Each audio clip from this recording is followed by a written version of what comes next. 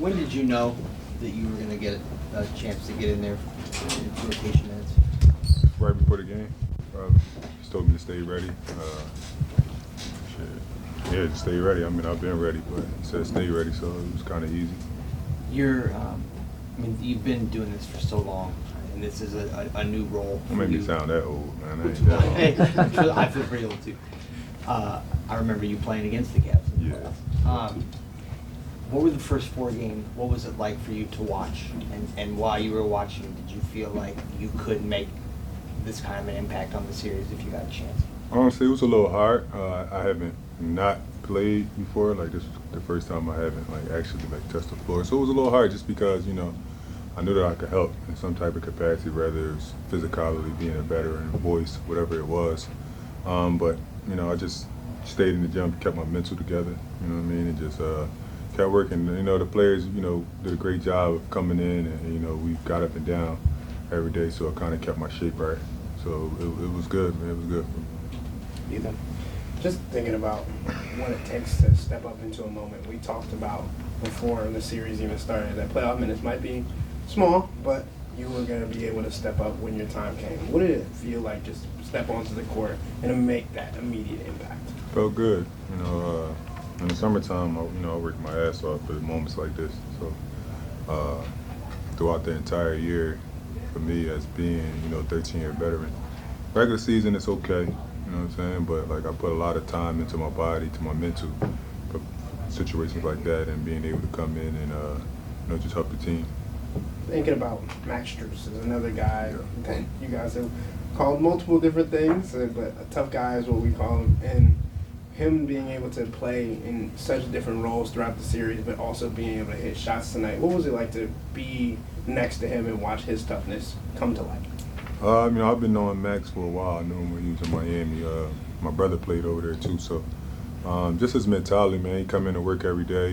He has that Miami Heat kind of background, so he's going to be reliable. I think we all haven't played as good as we can, but I think it's just about the next game, man. Next play, next game, and man, he came up big, some really big shots, really good defense, and we got the win.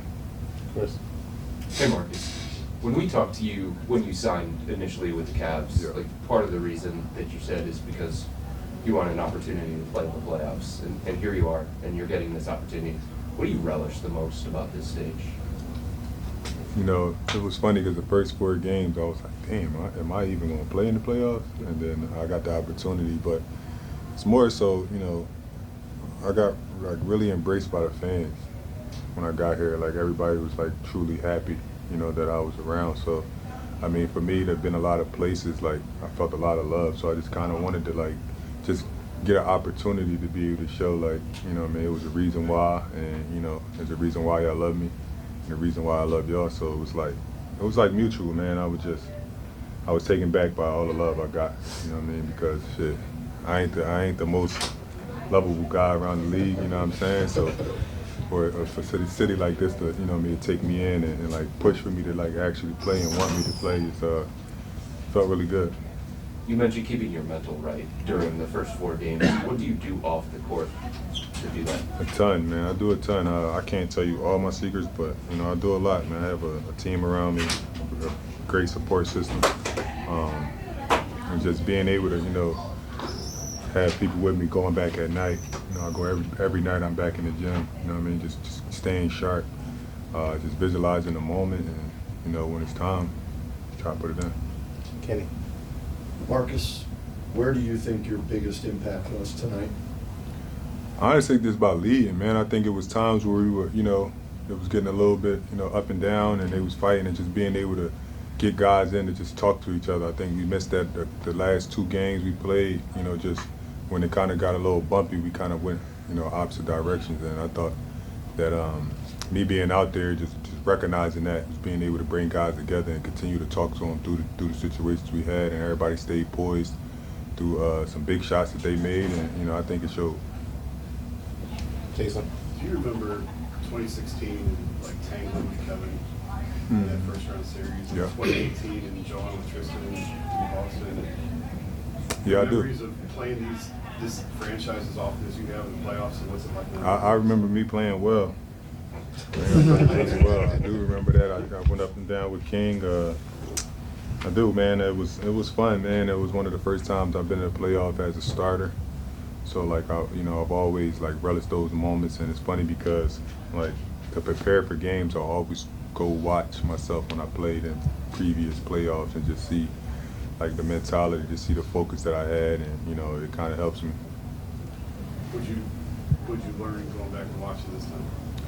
You know what? It's crazy because I look so much younger, and I was like, man, can you get down to that weight and that, you know what I mean? But it's just the mentality, man. It's kind of just going dark. It's like a form of insanity a little bit, you know what I'm saying? And just like blocking everything out and just being in that moment, like being able to visualize things that was happening, being able to visualize the crowd, situations. It's just, it's why we play the game.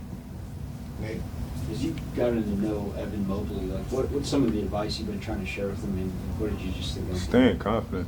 You know what I mean? He's a young player. This is his first couple times being out there, so I think just having me out there, just like constantly like saying something to him, constantly telling him to pick his head up, like if he missed shots or just constantly telling him to be aggressive, and he does that, man. I really like Ev. Like he's a really good kid, man. He works his tail off. I think he has a very, very high ceiling, and these moments right here, like, it's going to be really, really good for him in the long run. What do you think of his block shot at the end? Oh, I thought he had the one previously to that one, and he missed it, so I know that he kind of wanted that one, you know what I mean? And I seen him like go get it, but I mean, I'm impressed with him, man. Like the things he does on both sides of the court is very impressive. Back, John. In your playoff experience, what can a win like this do going on the road in a closeout game? It gives us a lot of confidence. Obviously, you always want to take care, of home court, and that's a hell of a team over there, man. They're going to battle, and I think it's really good for us to be in situations like that. You know what I mean? Where it's tight, where the game is tight, and we got to get possessions, we got to get rebounds because, if we get to the next round, it's going to be even tougher. So like it's great to be in those type of situations to see how we respond together. Jamie? Marcus, when Darius has been saying tonight that everyone's been telling him to shoot more, be more aggressive. Yeah. When a player isn't as aggressive as you guys want him to be, why is that? I don't really think it's nothing. I think it's more so just trying to keep everybody involved. You know what I mean? Because he is the point guard. You know what I mean? So his job is to keep guys involved. So sometimes I think it's a big, it's a give and take, man. Like you want to be super aggressive, but you want everybody to touch the ball, want everybody to have a feel for the ball. So, in times like this, like him being a good player, he realized like, hey, get his first, and then it'll open up for everybody else. And I think that really showed because down the stretch he made some really, really passes because he was so aggressive at the rim. How important is it not just for the rest of the series, but for however many rounds you guys play, for Darius to be able to reciprocate that? Very important, but there's no pressure. You know what I'm saying? There's no pressure. We're gonna continue to to back him, and game in and game out, man. It might be different guys. That's the special thing about like just having a team that's connected. Is sometimes he might not make shots, but that's when somebody else got to step up and be able to take that load. All right, thanks, Marcus. Appreciate it.